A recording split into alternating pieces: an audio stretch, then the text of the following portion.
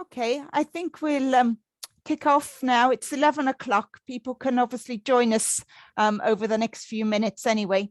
So you're all very, very welcome. And many thanks for giving up your time this morning to listen to this webinar. I'll start by sharing the screen now.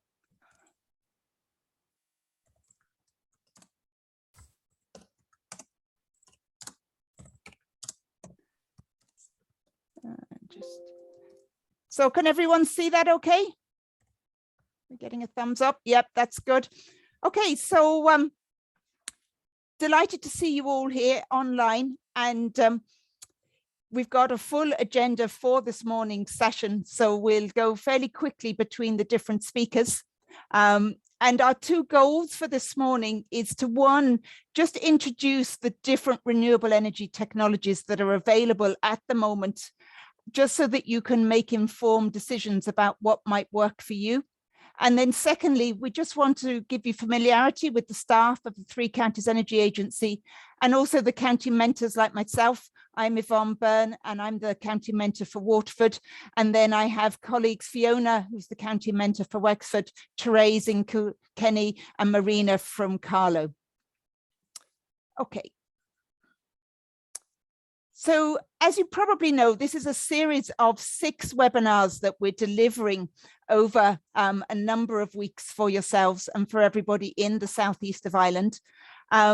Last week, we covered home energy efficiency. And then in our first session, we looked at the Sustainable Energy Community Programme and how communities could move towards a low carbon economy. For today's session, we're going to be focusing on renewable energy. And then our final 3 sessions will be looking at the different grants and funding that are available. And then also looking at how you might raise the matching finance to support the implementation of renewable energy technologies. So in terms of what we want to cover today, I'll be doing the introduction and just give a little insight into the renewable energy sector and where we stand within Europe. And then we'll be moving on to Summit, who's going to be talking about solar PVs. Jonah, who'll be looking at the Microgeneration Scheme. And then we have a case study, Adrian, who's going to be talking about their community's work in Callan. And then we'll finish up with another couple of polls and questions and answers. So just quickly running through the housekeeping. If everybody's okay, can they keep their microphones off, just so we don't get distortions on the line and people can hear the speakers? Switch off your cameras, but you're welcome to keep them on either. Put all your questions in the chat function. And then what I'll do at the end is read out the questions and put them to the relevant speakers. If you have a particular question for, say, Jonah or Summit or Adrian or case study, maybe pop their name in the chat too, so I know who to direct the question to at the end. And just to let everybody know, we will be recording this session and then it will be circulated to everybody after this event. So just to give you a quick overview on the energy sector in Ireland at the moment, I chose this graph. I found this interesting because it shows where we're consuming our energy. So you can see the different sectors there. There's the industry sector at the bottom, at the end of 2020, taking 19% of our energy, the transport sector, 34%, the residential, 28%, services 16%, and then agriculture and fisheries very small at 3%. I also wanted to show that there's, I suppose, the energy pattern is very affected by what's happening in our economy as a whole. So you can see in the recession, if I put the cursor on here, you can see how our energy consumption as a whole fell quite dramatically over that period as a result of the recession. And then also you can see over here, it again fell as we hit the COVID pandemic. And I just highlighted this figure, the transport sector actually fell by 26% just because of all the restrictions on our movement. But in terms of where we are, and for the people sitting on this webinar, we, in terms of our consumption, are certainly the residential and the transport, which makes up over 50% of Ireland's energy consumption. And then in terms of where's our energy coming from, So oil is by far the biggest at 45%. You can see that it has come down from 2005, but it's still very, very significant.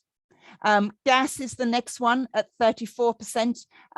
That's gone up slightly and is a more efficient fossil fuel, but it is still a fossil fuel. Renewable energy has gone up quite significantly from 2005 and is now resting at 13%. Coal is being very much squeezed out and would be, I suppose, the dirtiest of our fossil fuels, so that's good. And then the purple represents peat.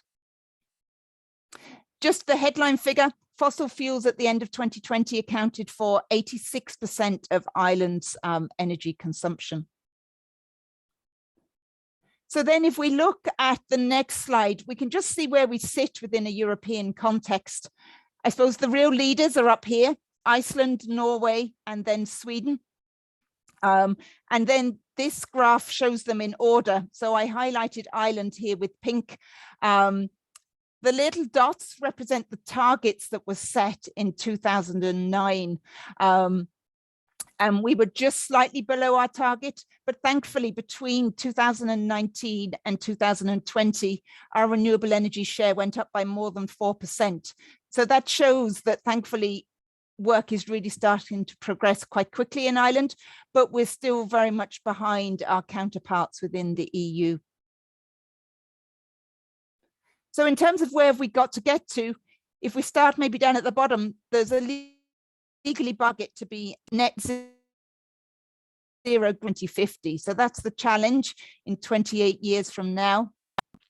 These are some of the more, I suppose, instant targets that have been set by our country, published in the Climate Action Plan. So firstly, increase renewable electricity. This is the sector that's doing best in Ireland.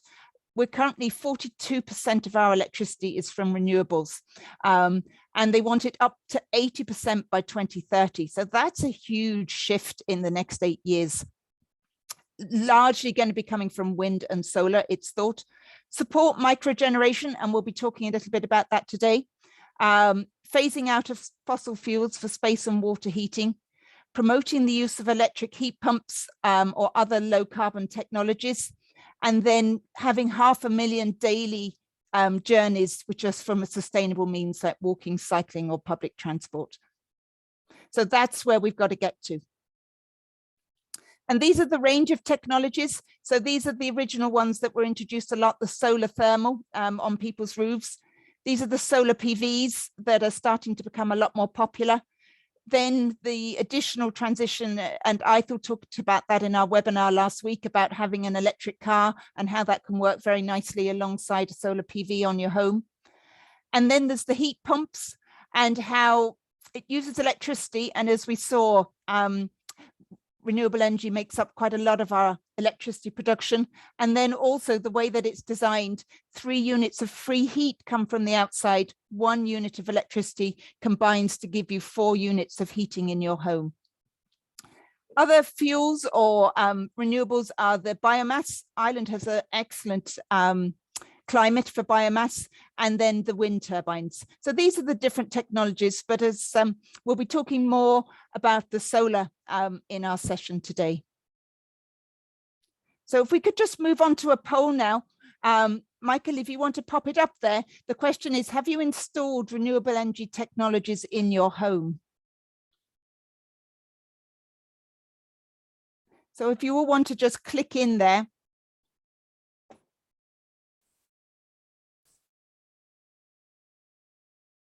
Okay, well, that's so great. So we can see that 90% haven't out of this group here and 10% have. Thanks, Michael. If you want to go on to the next one.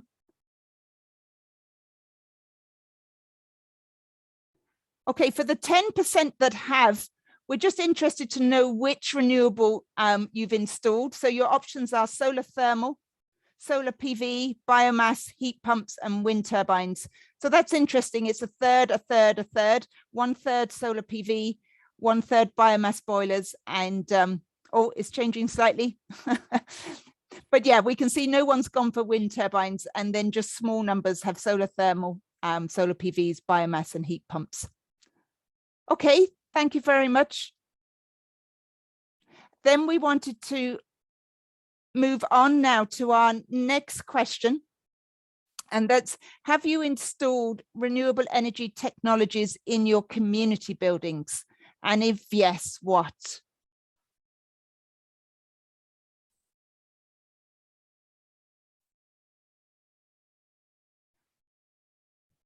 Okay, so that's really interesting. So the majority haven't, 82%, and quite a significant number, 18% have. So that's really good. And then our next question around this, we just want to know what renewables have gone into the community building. So for those who have put renewables into community buildings, if you could just indicate, okay, so.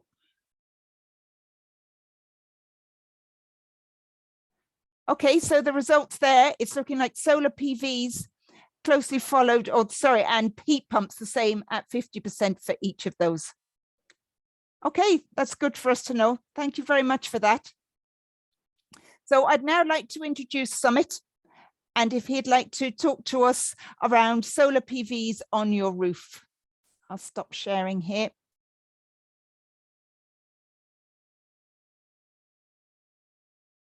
Good morning. Good morning, all. I will just thank you, Rennie, for the brief introduction regarding the power consumption and the targets for the Ireland. I will just share my screen and we will discuss regarding the solar PV on the roof. Yeah. Could you see my screen? Yeah. Yes. Yeah. Yeah. That's good. That's good. So solar PV. So why solar? So we know like solar is free of cost. We doesn't have to pay anything for the energy from the solar. It's also the one of the clean energy, clean form of renewable energy. It has a good, better payback period, and it has well government supported subsidies and grants. And the reason for that, we know, as what Vinny discussed, that we had targets for 2030. So for at least 80% of the energy should be renewable energy. So therefore, in order to fulfill that target, so government is introducing various schemes and grants for not only for solar roof for the dwellings as well as for the solar farms as well. And the last is it has zero maintenance, especially for the on-grid system. And for the off-grid and hybrid system, we will discuss it later. But for the it is zero maintenance for the on-grid system. So these are the benefit of the solar system. So what types of solar system and their components? So as I discussed, there are three types of solar, like on-grid system, off-grid system, and hybrid system. So on-grid system is nothing but the system which is connected to the utility, like the grid, and it dependent on the grid. Like if the grid power goes, the on-grid system also goes down. So, but the main benefit of the on-grid system is that you can export you can export your consumption. If you your solar plant generates more energy, you can export this your extra generation to the grid, and they will give you any credits. So this is the benefit of on-grid system. Off-grid system are like the system which are connected with batteries, and they are complementary with the battery system, backup system. So these are usually used in the areas where there is frequent load shedding, or there is no electricity. So and the hybrid system is the system which is a system which is used more than one source of backup, like biogas plant, solar system with biogas plant, solar system with any diesel power plant. So this is the type of system we have. So, but mostly in Ireland, there is no until now there's no provision of the export of the extra production of the electricity. So mostly it's the off-grid system, on-grid system and off-grid system as well. On-grid system we have, but we cannot export to the grid. We can utilize during the daytime when there's the sun on the roof. So the components comprise of solar PV panels, solar PV structure, inverter, batteries, and other electrical components like cables, energy meter, and fuse box.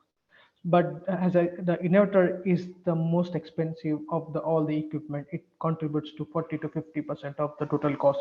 So whenever purchasing or whenever you are planning to get a solar system on your roof, make sure you have you have the best quality inverter on your roof or on your system, because it's the expensive of all the components, and it should be the quality should be the best.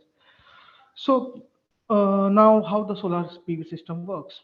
So this is like when the panels, the solar PV panels, when it generates the electricity, but the electricity generated by the PV panels is in DC form.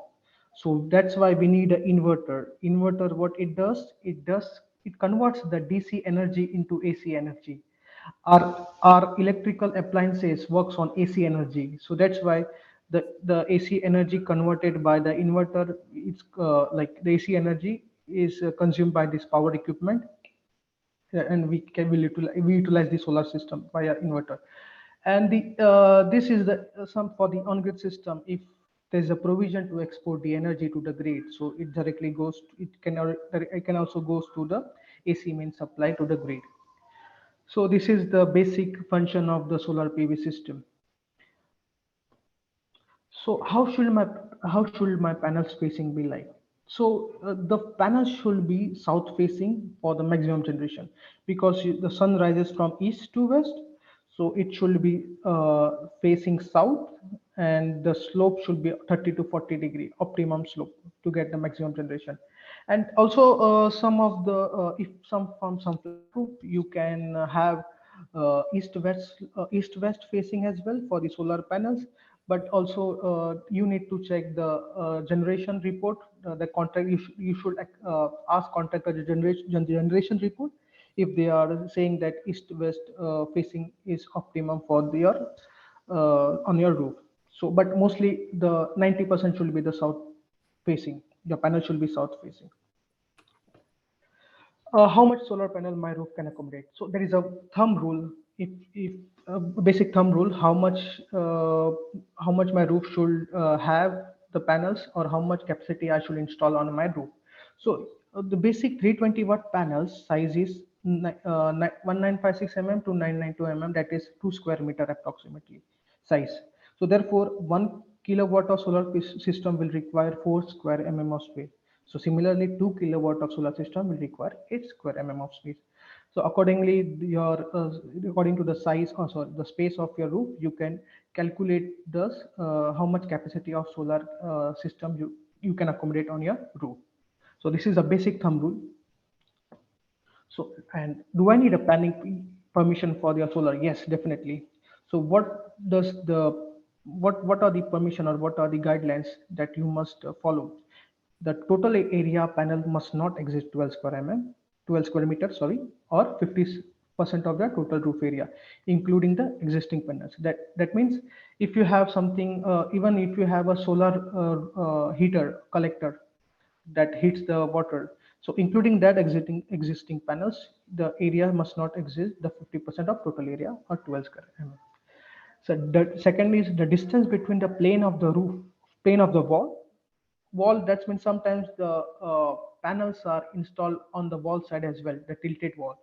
So that's a different story, different what it is picture, but most of the time it's on the roof. So but the distance between the plane of the wall or pitch roof and the panel must not more than 10 centimeter. That is the gap between the panels and the wall, or the gap between the panels or the roof should not more than 10 centimeter. Similarly, the distance between the plane of a flat roof and the panel must not exceed 50 centimeter. That is the gap between the flat roof and the panels should not exceed 50 centimeter. The panel must be minimum 50 centimeter from the edge of the wall or roof, that is 0.5 meter. And if you are installing a freestanding system, it should not exceed height of 2 meter above the ground level. And also the erection of a freestanding array must not reduce the area of the private space less than 25 kilometer. So this is the basic guidelines given by the SCAI regarding how much should be the space, or how much should be the margin from your roof uh, to the panels. So how much grants for my roof solar panel system you get? So the maximum available grant you will get up to is 2400 euros. So how it is calculated? See, for per kilowatt you get 900 euro. That is for 2 kilowatt you will get 180 1800 euro. So 1 kilowatt 900, for 2 kilowatt 1800. So for if you this is no without battery. So if you get a battery, for next 2 kilowatt you get only 300, like for 3 now for 2 kilowatt you get 1800, for third kilowatt you will get 300, and for fourth kilowatt again 300. So that goes to 600. So 1800 plus 600, that totals goes to 2400. So maximum available grant you will get, that's only 2400 for your PV system, that's with battery. And without battery only till 2 kilowatt, that is 1800. So this is the grant available for your on your dwellings. And this is the grant available for the solar if you want to install a solar farm. So you can get a maximum of 30% of grant, and there are various schemes like TAMS, Target Agriculture Modernization Schemes, and Accelerated Capital Allowance. I have mentioned those links, and it is like you can go through this link and you will get the details of it. So but these are the two major grant scheme that gives you up to 30% of your 30% of grant to the solar system. So what is the eligibility criteria for their grant application? Your house must build and occupied before 2011. So if it's built up after 2011, you are not eligible for the grant. Second is the BR rating should be at least C3 or better. If it's more than like B, A, you won't be getting grant because it is already the better. So they are in a view that they are making the worst or the like the less energy consumed, more energy consumed area to make it better house. So and only one application allowed per house per a household, and you must be your company, the contractor should be certified with SCEI. So these are the four major eligibility criteria for the grants. So and what secondly, this is the most important aspect, like what should I ask or what should I expect from my contractor who is installing solar panels? First of all, the make of the inverter and the warranty. Second, the make of the panels and their warranty. Warranty of solar PV structure and batteries. Types of panel install. Polycrystalline is the most efficient panels compared to monocrystallines.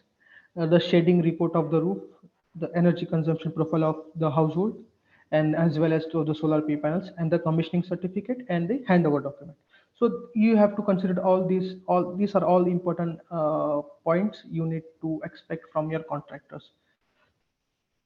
So what is the importance of shading report?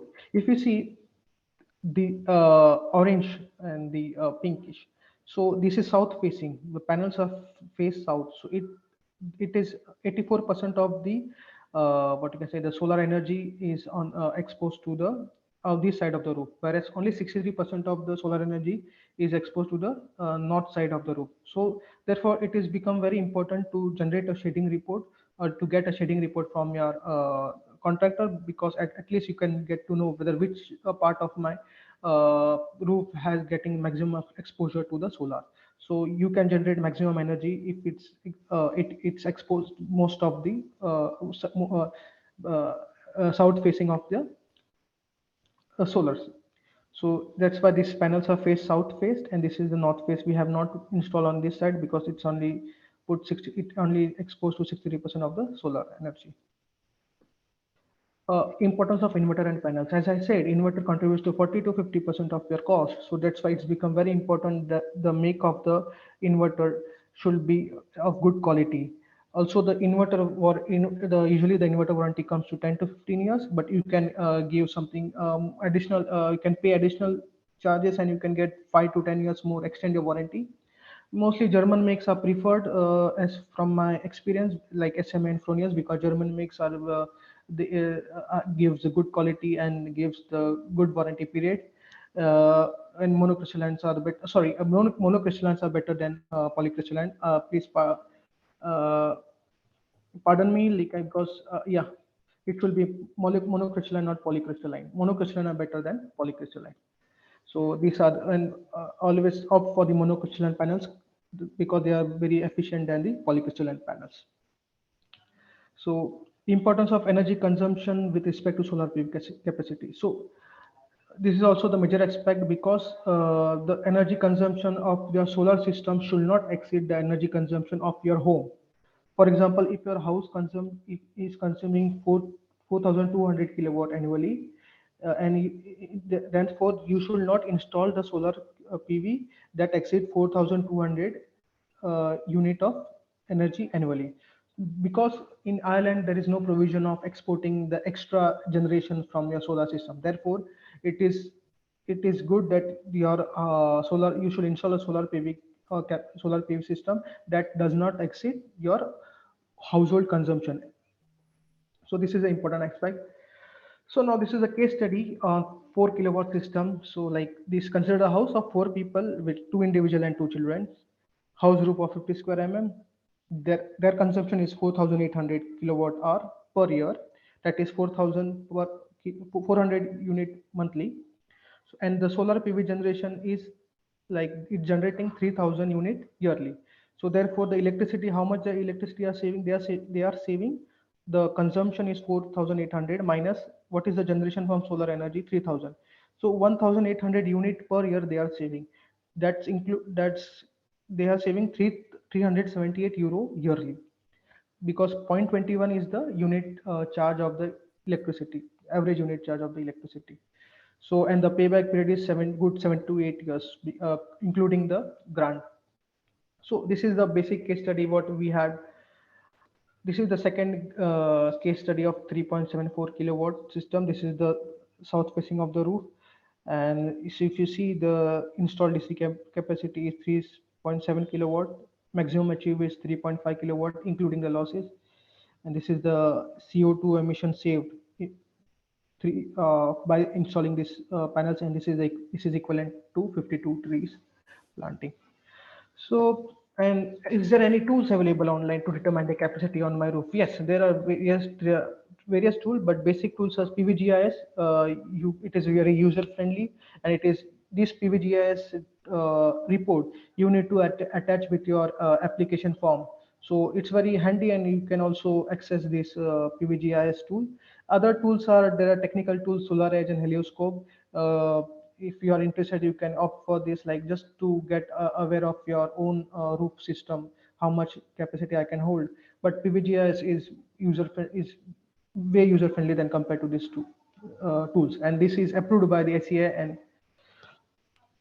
this is the PVGIS tool I was talking about. See, so this, if you go to PVGIS, I have shared the screen link over here.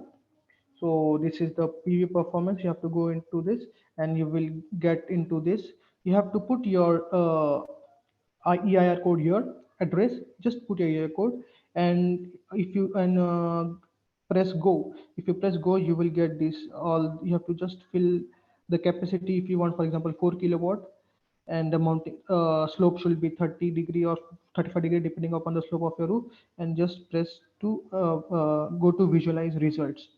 It will show you the results, how much capacity you will hold. Or for example, will share my screen. uh,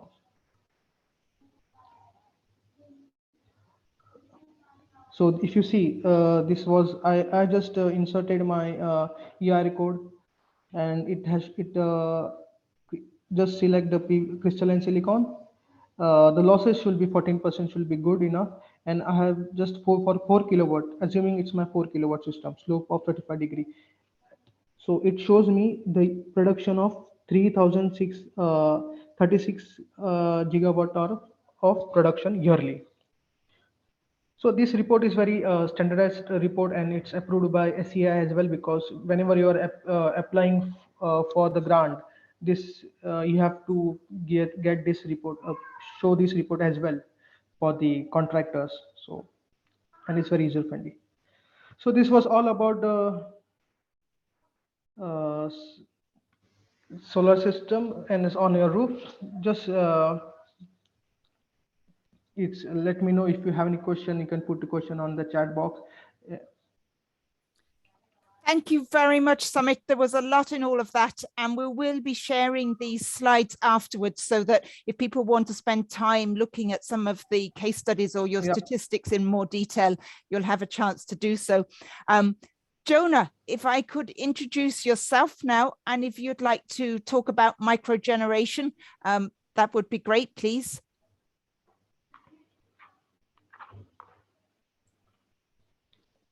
Hi, everybody. I'll just set up this slide really quick here. So first of all, I just want to say thanks to Summit. That was a really good explanation of solar PV and solar PV technology. I think it was very good that he went through the grants as well. What I'll be going through here today is the kind of next steps that the government have kind of set in place. So now that you have that PV or those other generators installed, you might be able to sell back some of that energy at some point in the future. So the presentation today will just be a brief description of the Microgeneration Support Scheme, which is still in early days, but this will give you a good overview of what's to come. We'll also have a look at community RES projects.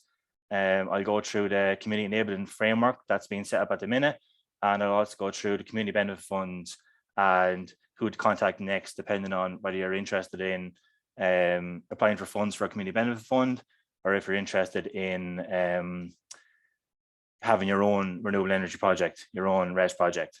So we'll get straight into the Microgeneration Support Scheme. So this is a new scheme that was announced in December. So it's kind of in two scales. So there's kind of a smaller scale aimed at kind of houses or small businesses. And then there's a larger scale, which is based or is aiming towards community buildings or farms and small factories and that kind of stuff. So the scheme is targeted at domestic homes and non-domestic sites generating 5.9 kilowatts. So this equates to about 18 solar panels on your roof. The larger scale is for non-domestic sites and farms and community buildings generating between 6 kilowatts and 50 kilowatts, which is between 18 and 50 solar panels on a roof of a community building or farm or factory. So the benefits are threefold for the smaller scale, the projects or the generators up to 5.9 kilowatts. So there will be a payment per kilowatt for surplus energy exported to the grid. This will be known as the Clean Export Guarantee. So this price will be a little bit lower than what the larger scale projects will get, just because the smaller scale projects will be able to avail of the SEA funding. So they'll still be able to avail of grants. So their payment for export will be a little bit smaller. We don't know what the export price will be at the minute, but we know it'll be a little bit smaller than what the larger projects will get. So as I said, their homeowners will continue to be able to apply for the SEI grants towards installing the equipment. And then smaller businesses, farms and community buildings will be eligible for the SEI grant at the same levels as domestic customers. So that's currently sitting at 2,400, the same as what Summit went through there a few minutes ago. And for the larger non-domestic sites or the larger scale projects, generating between 6 kilowatts and 50 kilowatts, there'll be a payment per kilowatt for surplus electricity exported to the grid. So as I said there, it should be a little bit more, just because you won't be able to avail of as many grants in the installation phase. So when will these supports be available? So we should see supports or available coming in the start of this year sometime. Now we don't have a date yet, but it should be early this year. And for large applications generating 6 kilowatts to 50 kilowatts, the payment support should be operational in the third quarter of this year. So currently, ESB networks have a pilot scheme running. So the applications opened up on the 17th of December, and they're taking in 150 mini generation applications. So mini generation and microgeneration are the same thing. ESB have just called it mini generation for some reason. I don't really know why they've called it mini over micro. But if you do have a community building that's producing 6 kilowatts to 50 kilowatts of energy, you can still fill in an application form to be part of the pilot scheme. So I've included a link to the application form underneath there. So we'll move straight on then to the Renewable Electricity Support Scheme. So there's kind of two sides to this. So the first side, for anyone who's not familiar with the Renewable Electricity Support Scheme, it was set up by the government to subsidise and support the development of renewable energy generation in Ireland. And as part of that, they have kind of a subsection that's dedicated to community aspects. So there's kind of two main parts, or three main parts to this. So there's a community category in the res auctions. So a proportion of the auction capacity is ring-fenced for community-led projects between 0.5 and 5 megawatts. There'll be a community enabling framework, which will give a range of supports the communities interested in developing their own projects. And then on the side, if communities aren't interested in setting up their own projects, if they are surrounded by other renewable energy res projects, whether they be community or otherwise, communities will benefit from €2 per megawatt hour produced to fund local projects or local initiatives in the area. So first of all, I'll just go through community-led projects, and then I'll go through the community benefit funds afterwards. So just an example of community-led projects, we usually have either wind, so that could be a sub 5 megawatt wind turbines. That would usually be one, maybe 4.8 megawatt turbine, or you could have two smaller turbines. You could have a solar farm, you could have hydro, an anaerobic digester, or waste energy or biogas, as long as they're between 0.5 and 5 megawatts. So to be classified as a community-led project, it must be 100% owned by a renewable energy community at all times. At all relevant times, all profits, dividends, and surpluses derived from the RES project are returned to the relevant REC, or the renewable energy community.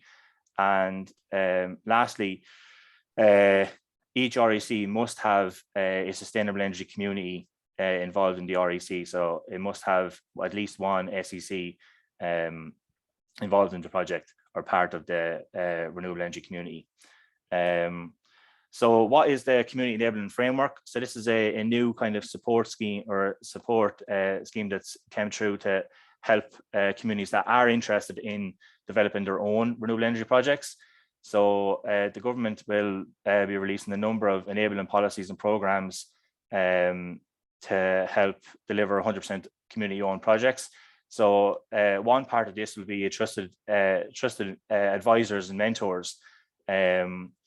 So you should be able to go to SEI and tell them you're interested in a certain project, and they'll be able to give you a mentor and advisor that will be able to help you through, we'll say, the grid process, or the financial process, or feasibility study. So those supports will be put in place over the next couple of months. Those advisors will also help with workshops, feasibility studies, project reviews, and frequently asked questions. Another resource that's available currently and will be added to is the resource toolkit. So if you go on to the SEI website at the minute and you click into the res section, they have 4 booklets up on the website, and they're about 100 pages long, but they're very, very comprehensive, and they're really, really, really good, and they're the best I've seen. So if you are interested in a community, we'll say solar project, or a community wind project, if you read those 100 pages, you could give a presentation next week on it. They're that comprehensive. They're really, really good. So as time goes on, there'll be another document on financing as well. That should be out in the next couple of months as well. So at the minute, they're the main supports that are available, are those booklets, and they're really, really, really good. So I have a link for those as well. And they also go through the grid connection and the planning process as well. And again, if you read through all of those, you won't need much from an advisor or mentor, because they're very comprehensive. So now I'll just go through the community benefit funds really quickly. So all successful RES projects, they must offer an annual benefit fund of €2 per megawatt hour to local communities within the vicinity of the project. So for example, if this isn't just down to community projects. This could be a larger scale development that's in your area. So if you had, you can see in the table here, if you had a 10 megawatt wind farm in your area, or developed through RES within your area, the fund is expected to receive about €60,000 annually. And if it was a 50 megawatt wind farm, the fund is expected to be 300,000. For solar, because solar is a little bit less productive, or a little bit less efficient, for a 5 megawatt solar farm, which would be what a small or a community project would probably around that 5 megawatt, 4.8 megawatt solar, that fund we expected to receive approximately €8,000 per annum. And for a 50 megawatt solar farm, which would probably be developer led, that would be around €80,000 per year for the local community. So how are these funds divided? So all we have at the minute is the Res 1 terms and conditions. So we're going to use those as our base. So in respect of the onshore wind, so if you're in proximity to a wind turbine, a minimum €1,000 will be paid to each household located within a distance of 1 kilometer from the project. So that's each year. So each project, or each home will receive €1,000 per year for the lifetime of the project. A minimum of 40% of the funds shall be paid to non-for-profit community enterprises whose focus is on the UN Sustainable Development Goals. So you can look up the different Sustainable Development Goals, but I think the ones that the RES projects will be focusing on are energy efficiency, better education, and that kind of. I think there's ones on climate change. So as long as you can, as long as your projects are aiming to improve your community, you could be eligible.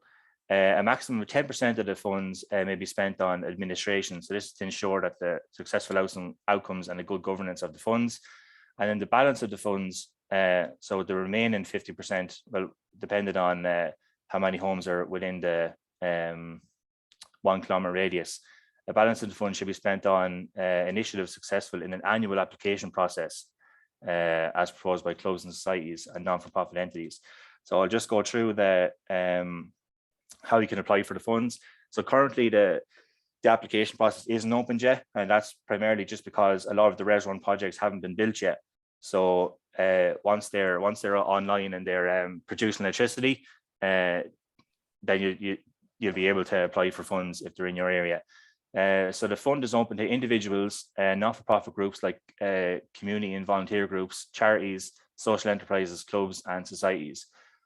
So how will the decision be made on who gets the funding each year? So it'll be based on a few different factors. And this is where the 10% of funding will go. It will go, or from the community fund, it will go to organising all this and deciding which projects or which applications deserve the funding that year. So it'll go on project location. So that'll probably be proximity to, or the applications closest in proximity to the RES project. Evaluation of the potential impact of proposal on the local community, the contribution of the proposal on sustainability and social inclusion, and the longevity of the benefits in the local area. So if you are more interested in, if you do have a project in mind and you're kind of thinking, well, would my idea fit in here, there is a community benefit handbook, which is quite detailed, and I have the link in there, so you can kind of look for yourself and see if one of your ideas might be feasible, if a project is built in your area, and you might be able to apply for a community benefit or as part of the community benefit fund. So that's all from me. If you have any general questions or need any support, you can contact me. It's jfaulkner@3ca.ie. And if you have any specific questions on RES or community benefit funds or RES projects, you can contact Gillian Baker at sei.ie. She is the community RES coordination manager. So that's all from me. If you have any questions, you can pop them into the chat, and I'd be more than happy to answer them. Thank you very much, Jonah, for that comprehensive talk about renewable energies. And I think what you've talked about there will go a long way to meeting Ireland's target of 80% renewable energy for electricity by 2030. So thank you very much. And it's great to know that you're still there to help if anyone's got questions that they want to follow up with you directly, Jonah, over the weeks and coming time, they know where to get you. So thank you very much. Mm-hmm. I'd now like to introduce Adrian Lyons, who's here from Callan and wants to just share his community's experience of putting in electric vehicle charging points. So what I'll do, Adrian, is I'll pop up a share screen of the photograph, and then if you'd like to talk over it.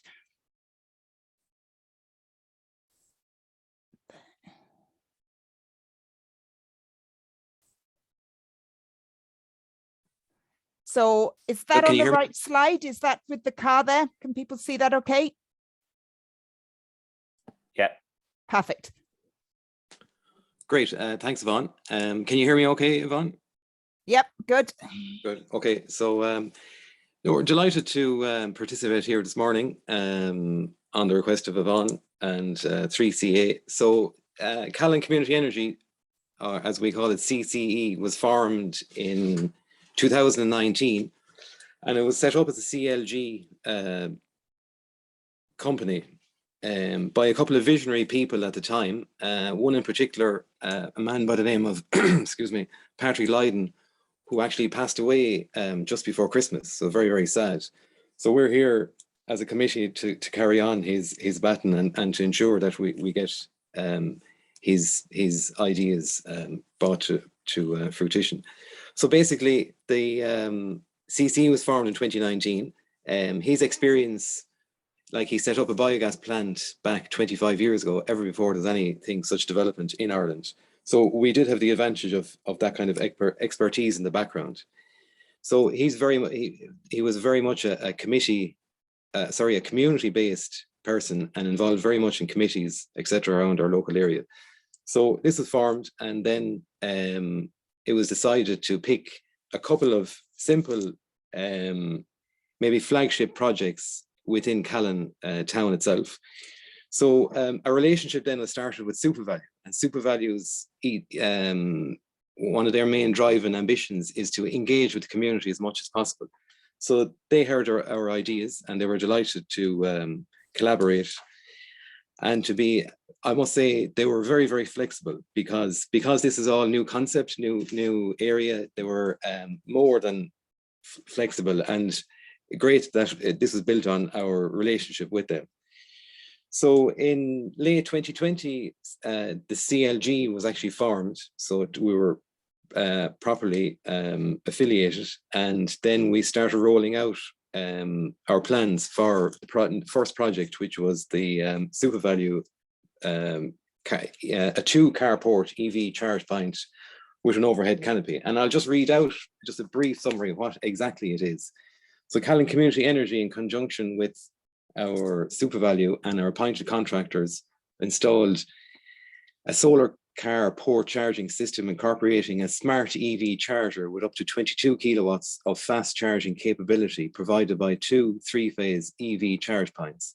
The system includes a 20 kilowatt hours of battery storage and 6 kilowatt solar PV system, and will be installed obviously at SuperValue Car Park Callan. The system will be owned and operated by Callan Community Energy Company under a mutual power purchase agreement with SuperValue, and provide a public charging facility with electricity sales paid directly to the Community Energy Company.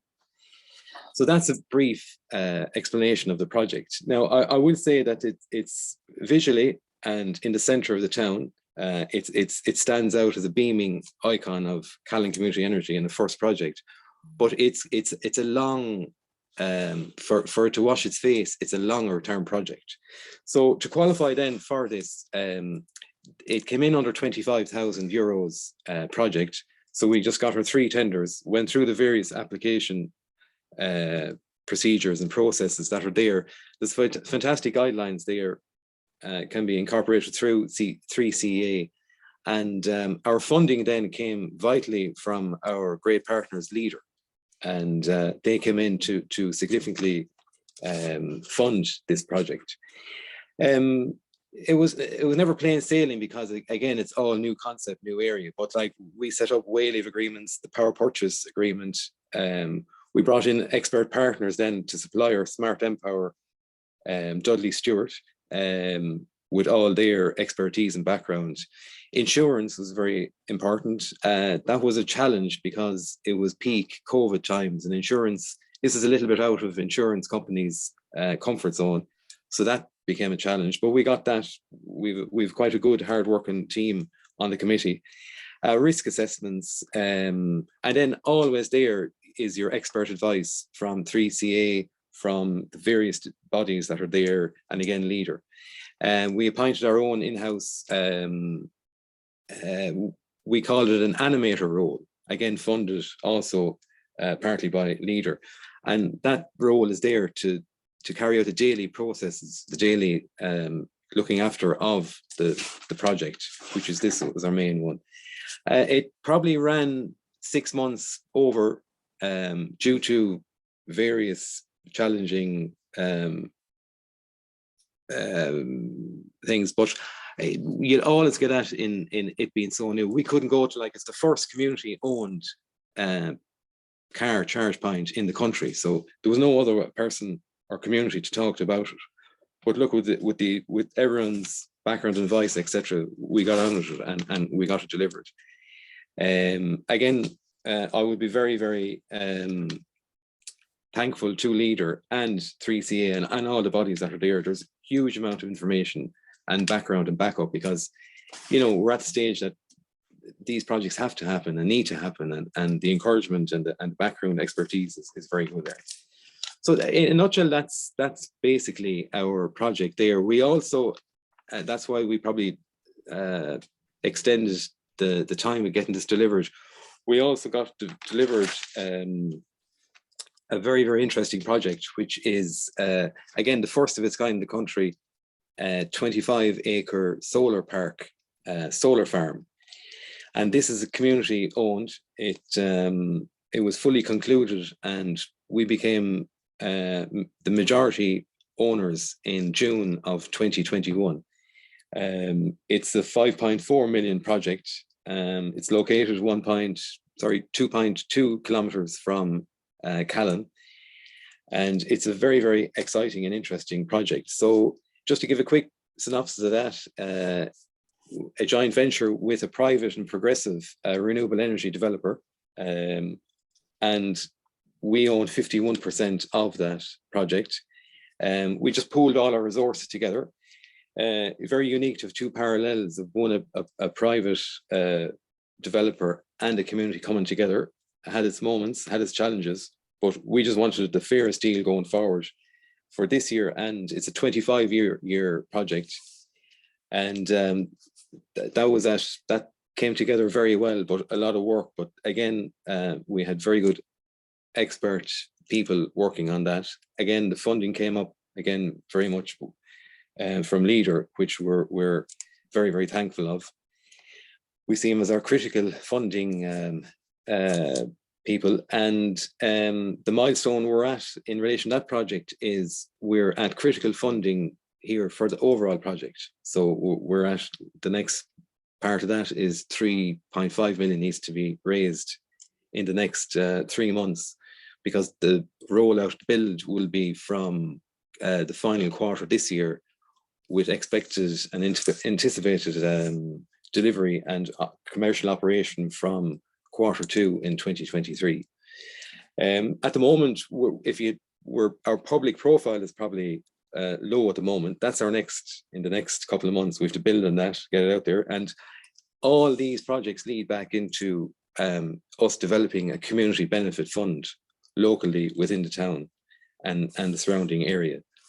And there's a critical part of the solar farm is that it actually values to about 10 to 14,000 euro per year return into a community fund.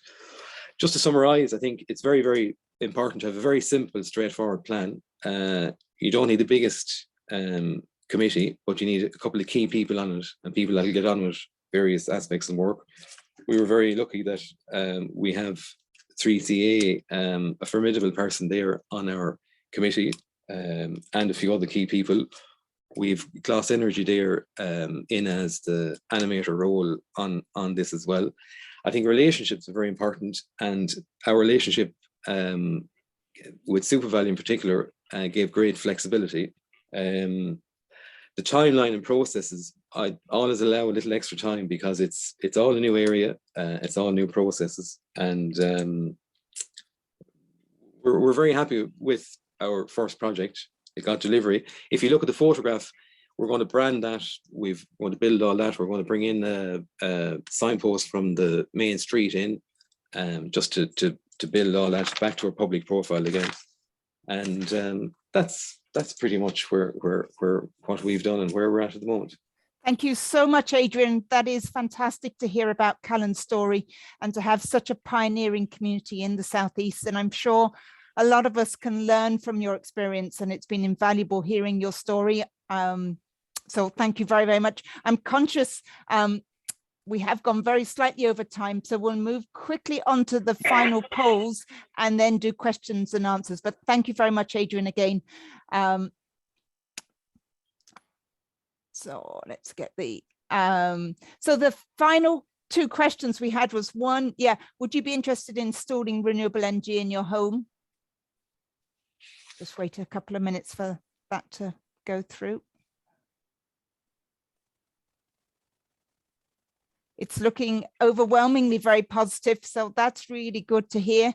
Yeah, 94% of people are saying they would be interested in installing renewable energy in your home. And I think there's the climate is right now in terms of grants and the technologies, as we've heard today.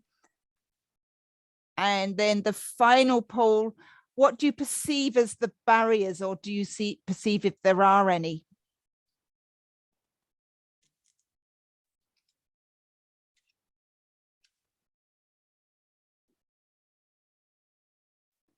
Okay, that's, yeah, just let it go for another few seconds.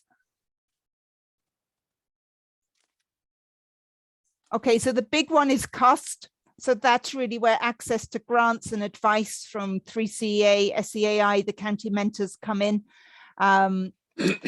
A lack of expertise, 16%, not suitable for my home, 16%, and then I see no barrier, so that's 11%. So that's really useful information for us. So for us, giving you as much information around costs and grants and raising matching funds looks like it's very, very important. Okay, I'll stop sharing now, and then we'll just finish up with the questions that you kindly put through. I know a lot of them have been answered as we go along. So the first question, which was for Summit, can technical details re solar panels be made available on the website, not just on the video? Yeah, the technical details can be you can get on the website. For example, if you what you can say America Solar. If you go to the America Solar solar panel website, you will get all the technical details of the American Solar, the wattage, the IV curve of the panels, what is the capacity, the current capacity, maximum current capacity, and all the stuff. What is the material of the what can I say, the cells, and how much is the cells, 72 cells or it is 60 cells panels. So all the details you can get on the website of the panel. Also, I would like to say, before installing or before if what you can see the system, just ask the contractor, or you can get information of the regarding the type of panels and the make of the panels you will be getting. Because as I mentioned, triple E registered, you will get grants only on the triple E registered equipments. Because if the panels and if the inverter is not triple E registered, the SEI won't give you grants, so you're not eligible for that grant. So just make sure that whatever the make of the panels or the make of the inverters are, or the batteries are all triple E registered. I have shared the link on the chat as well. So just you can go on that on the link, and you can just see the contractor giving you the inverters and the panels are registered or not on that list. Thank you very much there, Sumit. And just another quick question for you. What's the expected lifespan of a PV panel? Yeah, it's both PV panel is 25 to 30 years for the PV panel inverters. Yeah. Very good, thank you. And a question for you, Jonah. When is the microgeneration payments expected to start? You're on, Sorry, that's it. I was on mute there, sorry. So we're not too sure really. So hopefully for the smaller scale, I think it's the up to 6 kilowatts. Hopefully that will be Q2 of this year. And then for the larger scale up to 50 kilowatts, that should be Q3 or Q4 of this year. So obviously the pilot program is on the go at the minute, and that's going on for 6 months. So we'd assume then around June, that kind of time, when those pilot projects are finished, then they'll have finalized what kind of funding will be coming through. Very good, thanks, Jonah. And one other quick question for you. Will there be community representation on the fund committees? Yeah, so according to the Community Benefit Fund handbook, the fund should consist of the developer, a trusted intermediary or administrator, and then members of the community or volunteers from the community. So obviously this hasn't been done practically yet, but that's what the makeup of the committee should be, according to the handbook. Okay, very good. And there's an observation more than a question here, just saying that the payback from the grid is not good enough to push solar panels on private homes. So that's an observation. And I think it probably depends on the type of homes and the level of light that they get, etc. Okay, and someone else saying, I'm really interested in touching base with someone from the Callan Community Project. Is there an email that I can use? So Adrian, I don't know whether there's any sort of follow-up in terms of if people are interested in knowing more about your project, if there's any either website or email addresses we could share with people. Yeah, I can forward on an email, a contact email address. That's no problem. Thank you very much, Adrian, and that's very much appreciated. So that's it. So just a final thank you. Sorry, all can our I just speakers. chat? Yep, Briefly. Sorry, and I was clapping my hands there and I didn't realize. But so there's just to add about the point around affordability and the grid and different things. And yes, there's definitely a point there. But I'd just like to add as well that people are seeing a quicker return on their solar panels when they're using them in combination with an electric car. Because when you have excess power, you're able to use it to power your car. And in actually, as Jonah mentioned, we will have that if you have excess power, you'll be able to sell it to the grid. So again, it'll be more cost effective, going forward. But it is, especially as the price of fuel rises for our cars, it makes sense if we can charge them from solar panels, or in Callan's case, if we can charge them from the public charging station there, the 6 kilowatt. Sorry, Yvonne, I just wanted to say No, that. that's a very good point. And the webinar last week, for anyone who wants to see Eithel's presentation, talked very much about that, how the combination of solar PVs on your home with your electric vehicle made a lot of sense. Sumit, did you want to come in there just for a moment? Yeah, just regarding the grid, with the batteries, it becomes very costly sometimes. Even the maintenance of the battery is not very cost effective. So that's why payback from the grid may be not good enough, but the maintenance and the if you exclude the battery cost, it is good compared to the battery like this off-grid system or hybrid, because the system efficiency in Ireland, there is no what you can say blackout, or it is the electricity is very much constant compared to the other developing or the developed countries. So with the on-grid system is very effective, something around to 70 to 80% of the system efficiency compared to the off-grid system with battery. In off-grid system is 70 to 80%, whereas the on-grid system is 90% of the system efficiency. So see, the on-grid system has 90% of system efficiency compared to the off-grid that is with battery. Thank you there, Sumit. And I see, Adrian, you've kindly put your contact details that people can follow up on the chat. So if people want to look at that, if they want to follow up directly with Callan. So Apologies for going over time, but hopefully people have found this session worthwhile and beneficial. And we will be having 3 more sessions, next one next Tuesday, same time, for anyone who wants to listen in around grants and funding. Many thanks, everyone. Bye. Thank you. Thank you.